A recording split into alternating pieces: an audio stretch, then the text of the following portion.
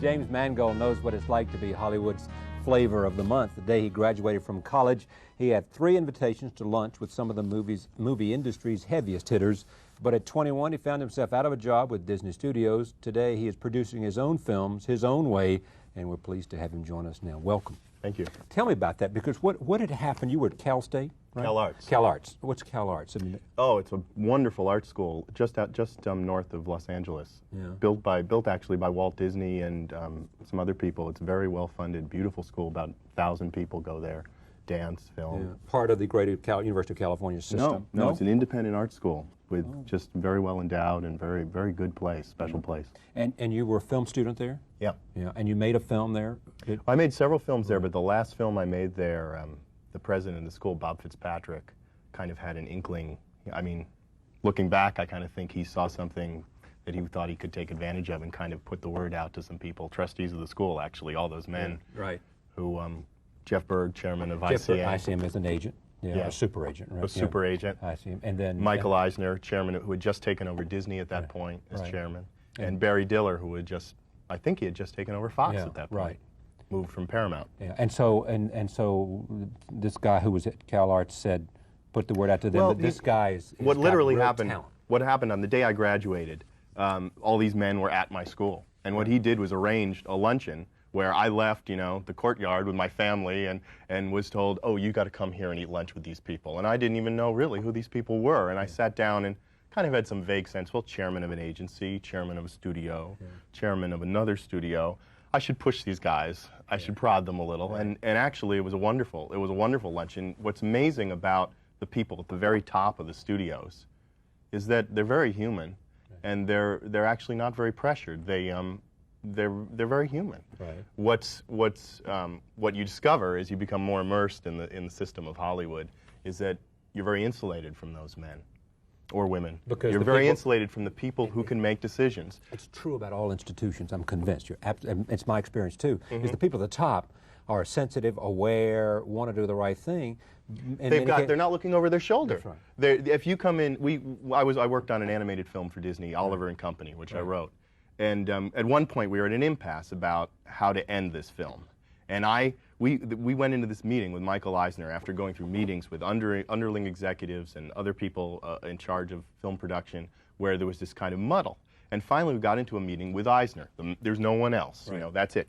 Right. And when we presented the issues, he made a decision, and we could go back to work. And the amount of waste that goes on when you're working in film in terms of dealing with middle people who are guessing the person above them, trying to figure out... It's not about your product, it's about how does it take care of my career, and how does it serve, how do I serve, what's it about? Well, I mean, you saw The Player, didn't you? Right. Well, I mean, what I thought when I saw that movie, although I felt this way before, is that it's actually, it's a painful life to be an executive, particularly not one at the top. It's an awful, awful life. And I thought the movie was fairly sympathetic. An awful life because? Because you are looking over your shoulder. You have no creations of your own, and because the number one reward for you, the number one, the thing for you to do is to say no. You're covering your ass when you say no. Yeah.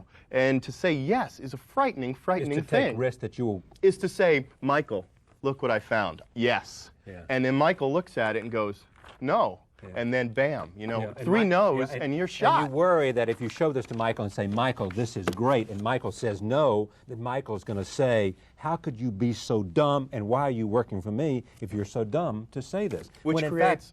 When in fact, I doubt if that's Michael's reaction. Right, Michael. The truth is, if you can get one-on-one with a person, with a human being you can engage with the story or the idea or the imagery that you see for a movie, you can actually really capture them. Right. But when you're dealing through committees, you end up having to sell. I mean, this process is not irrelevant. It's not just gossip. It actually affects the movies we see, because the movies we see are filled with hooks that are designed to get past these committees. They are hooks that are, it is Fatal Attraction meets One from the Heart meets, and you need to make those combinations and those genre crossings sometimes strictly to convince the person that it's fresh and it's capturable quickly and can be passed on. I mean, there's a story that the movie Flashdance, the pitch for the movie Flashdance was Flashdance. Someone walked in and said, here's the movie, Flashdance. Yeah. And they said, that's it, I'm taking it upstairs. Well, there's another story like that that Brandon Tartikoff said to somebody who, before Miami Vice was created. He said, give me MTV Cops, that's what I want. And somebody said, Miami Vice, I got it right here. I mean, Well, it was that simple. My great lesson from I mean, this is now 5 years ago, what happened with me in Hollywood, was that there's this great fallacy about that most film schools, and even people outside of film schools, young filmmakers, are captured by this myth of the studio being this kind of minor league that is going to embrace you and coddle you and bring you, oh, you'll do a Law and Order, then you'll do this, and then finally we'll unveil you and you'll direct Witness. Right.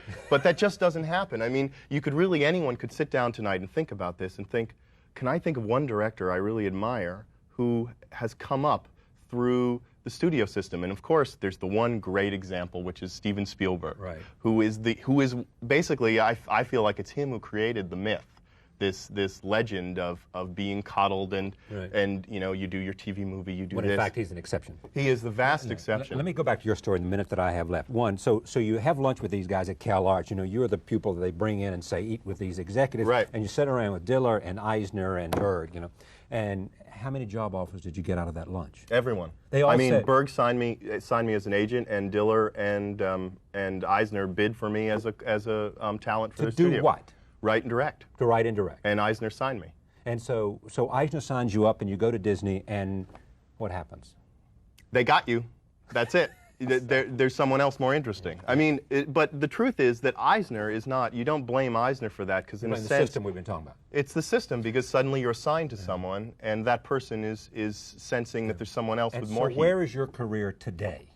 My career today is at a point where, first of all, I'm trying to get a new movie made, which I'm putting together financing for, called Heavy. Right. Which is, my career today is independent. Right. I mean, my feeling is, you look at the people, I mean, Spike Lee sat in this chair the other night. Right. Spike Lee did not come up through the studio system. Jim Jarmusch, not through the studio system. Steve Soderbergh was here the other day. Jane Campion. Right. These people these people are the people who inspire me, and they are not, they may work with the studios now, but the studios, they have equal footing because their work commanded attention on its own, separate from the studio system, and that's a real important lesson. It was inevitable that it would work out that way for you, because you would never have been happy in the system. But it keeps my head clear now. I mean, the great thing now is when someone calls, I get a call from one of these super agents or super people, you actually manage to know that it means nothing until there's a piece of paper and you're rolling on the set. Now, does Berg think you're stupid?